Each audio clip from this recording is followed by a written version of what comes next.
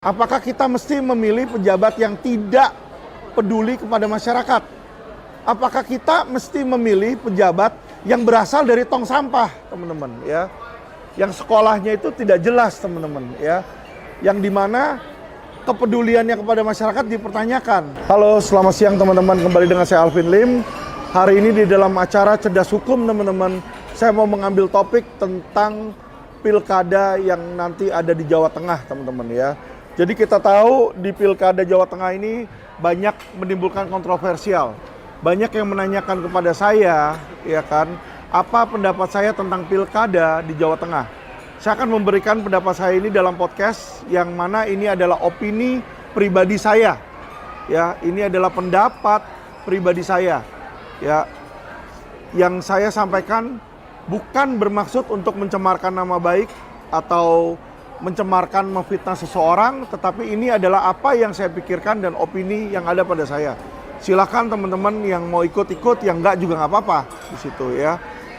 Saya mau kasih tahu teman-teman, ya. Ini ada berita di detik.com berjudul ditanya alasan ikut kampanye Lutfi Yassin, Jokowi bilang semua orang tahu.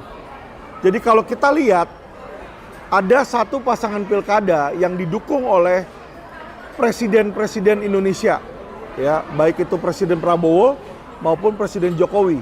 Ya, pasangan yang didukung adalah pasangan Ahmad Lutfi dan Yassin, teman-teman, ya.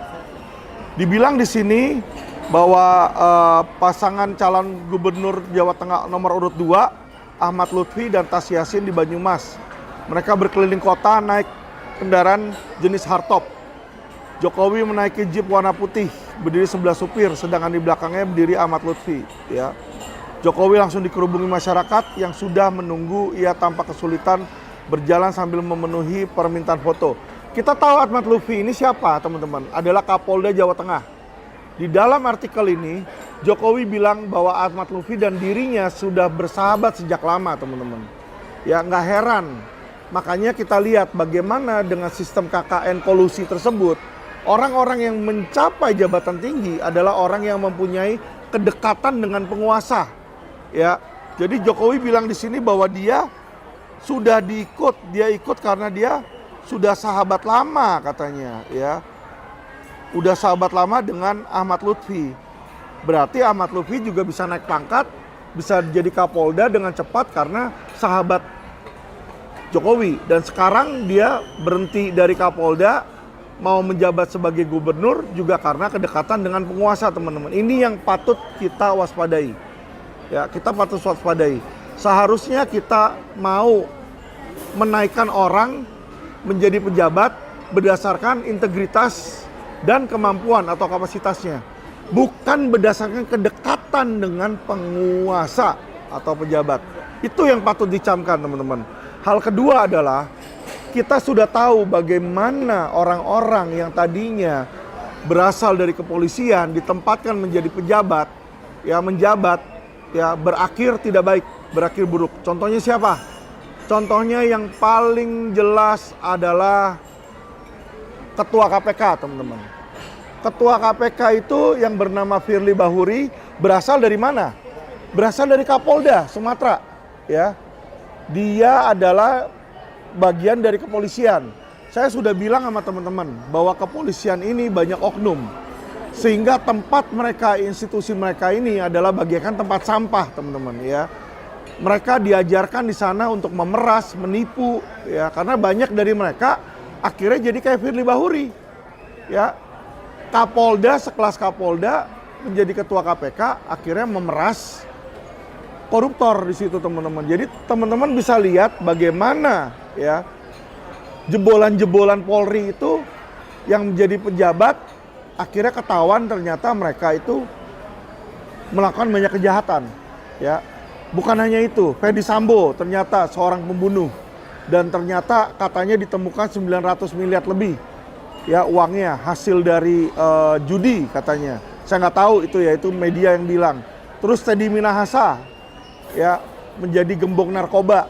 Jadi kita lihat, teman-teman, bagaimana banyaknya faktor oknum di institusi kepolisian.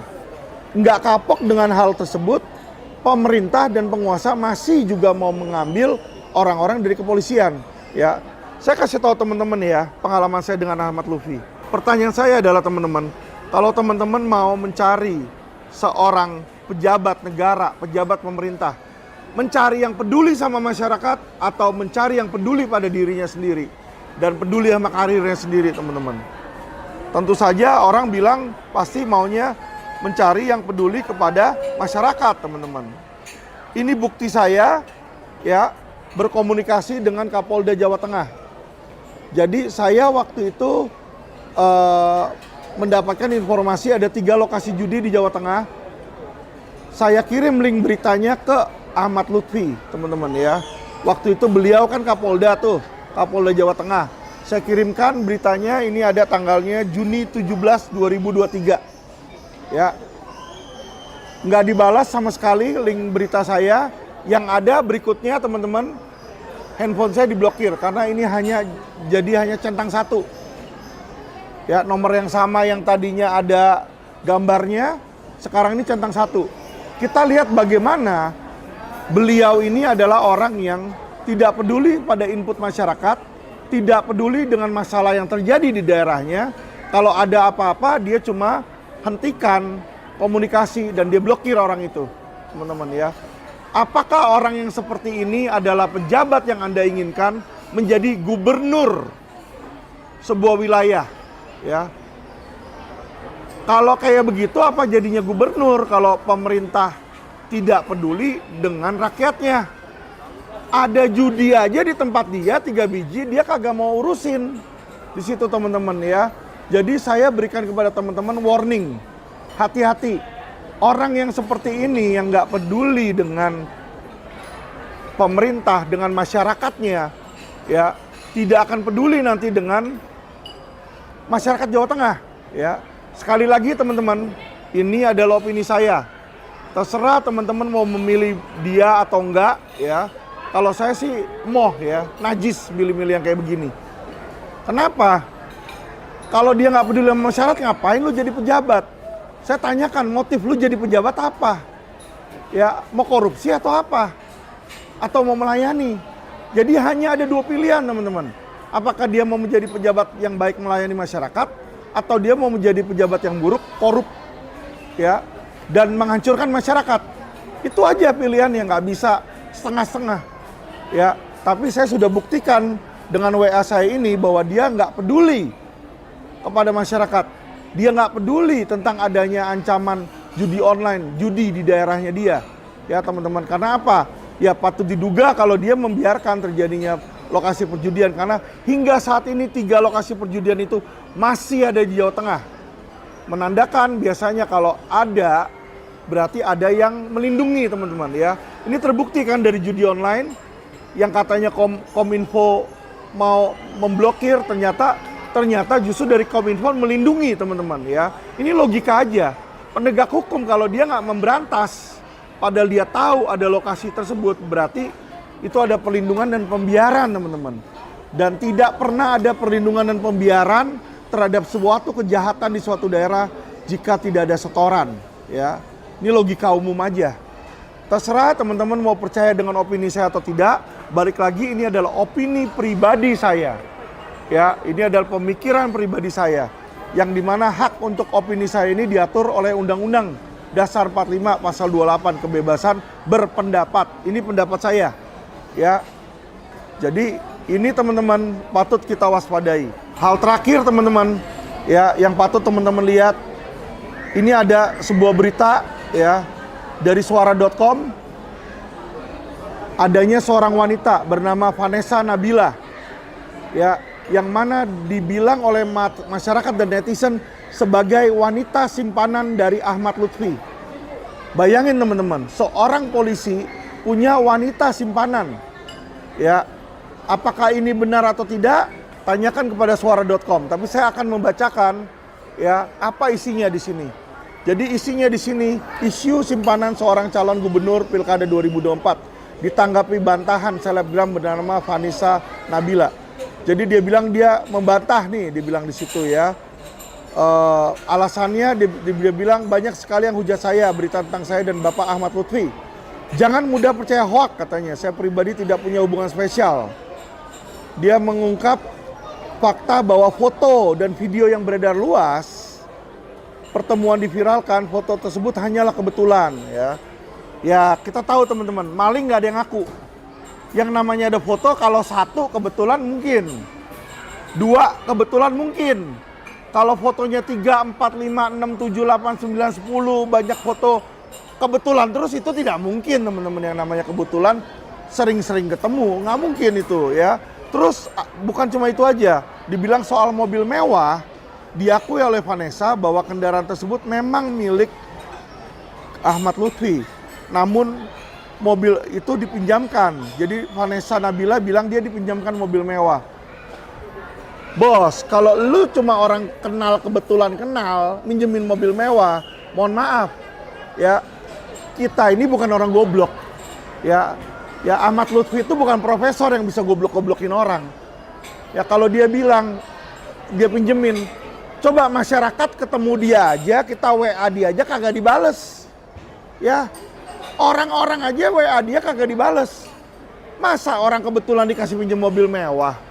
Nggak mungkin lah, lu kalau nggak ada hubungan spesial sama seorang wanita, namanya laki-laki, lu nggak punya hubungan spesial dengan wanita, nggak mungkin wanita itu lu kasih pinjem mobil, ya.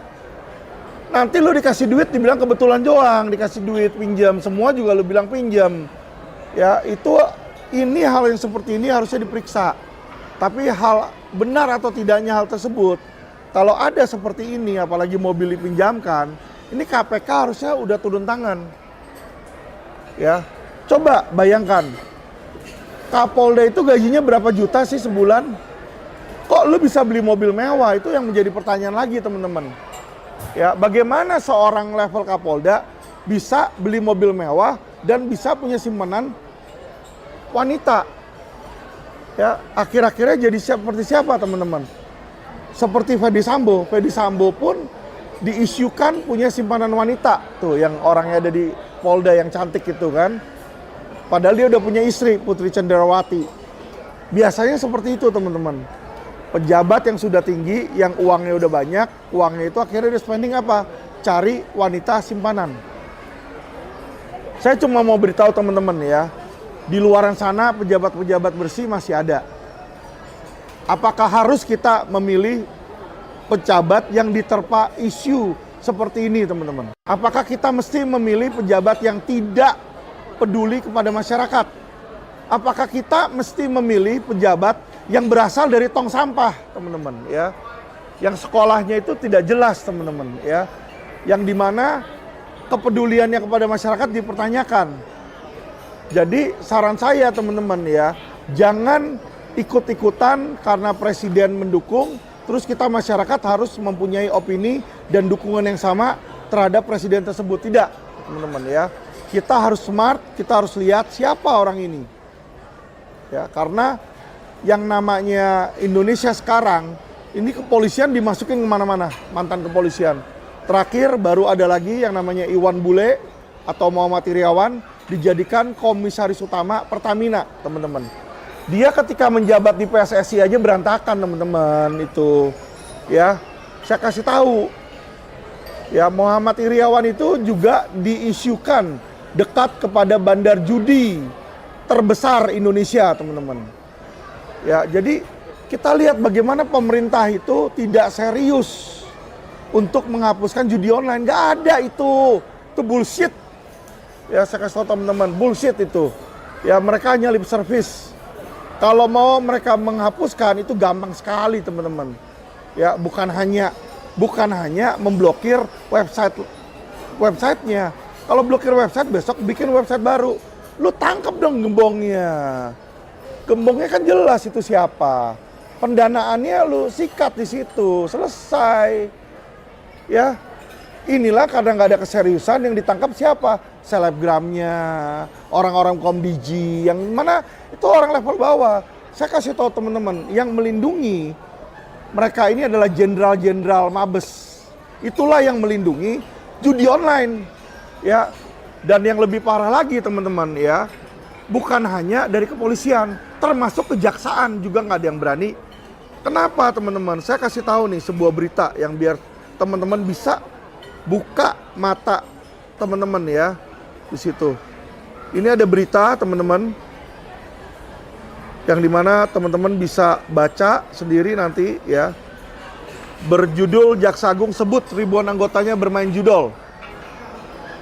Ribuan anggota kejaksaan bermain judi online. Adakah dari ribuan ini yang berpangkat tinggi di kejaksaan? Tentu ada. Bahkan jenderal. Main judi online. Bagaimana kalau mereka main judi online, mereka suka judi, terus suruh mereka memberantas? Nggak mungkin. Nggak mungkin kalau dia suka main kok dia berantas. Dibilang di sini bahkan ya, Jaksa Agungnya bilang anggotanya bermain judol hanya iseng katanya. Dijawab oleh Ketua MUI, masa isengnya langgar hukum dan langgar norma? Teman-teman bisa bayangkan itulah bejatnya aparat penegak hukum kita. Aparat penegak hukum kita merasa bila itu adalah aparat, dia melanggar undang-undang. Bos, bermain judi itu sudah melanggar undang-undang loh. Pasal 303 KUHP, KUH pidana itu sudah dia langgar. Ada ancaman pidananya 10 tahun. Ya, masa anggotanya dia melanggar pidana dibilang nggak apa-apa hanya iseng. Ya. Jadi apa ini? Kekebalan hukumkah di sini? Bagaimana aparat penegak hukum yang merupakan bagian dari judi online bisa memberantas judi online? Mustahil. Itu yang disebut orang Arab hil yang mustahil, ya. Kalau bahasa Cinanya itu ya moyung, ya. Nggak mungkin itu. Kalau bahasa Inggrisnya bullshit itu. Jadi teman-teman, ya, Jaksa Agung, kepolisian, itu kagak ada niat mereka untuk membersihkan hukum. Yang ada mereka tebang pilih. Kalau mereka sekarang nangkap Tom Lembong, ngurusin timah, kasus timah, itu adalah tebang pilih. Itu bukan menegakkan hukum. Karena kenapa? Masa yang kena Tom Lembong seorang? Kan nggak mungkin. Kalau memang ada kesalahan di situ pasti berjamaah. Situ teman-teman ya. Timah mereka sudah mau ngusut RBT. RBT sudah dipanggil. Habis usut RBT tidak lama apa yang terjadi? Ya, yang terjadi adalah Kejaksaan Agung digeruduk ya oleh Brimob dan diakui oleh Jaksa Agung bahwa dia disatronin oleh Brimob. Apa yang terjadi berikutnya? Stop. Penyidikannya stop, udah nggak naik lagi ke atas. Ya, disinilah kita lihat bagaimana seorang Jaksa Agung nggak punya nyali, nggak punya kejantanan.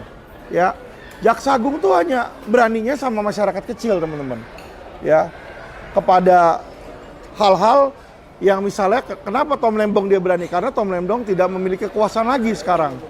Ya, berada pada pihak posisi yang kalah yaitu Anies, teman-teman. Coba berani nggak dia melabrak pendukungnya Jokowi atau pendukungnya Prabowo? Saya yakin dia pun akan kencing di celana di situ.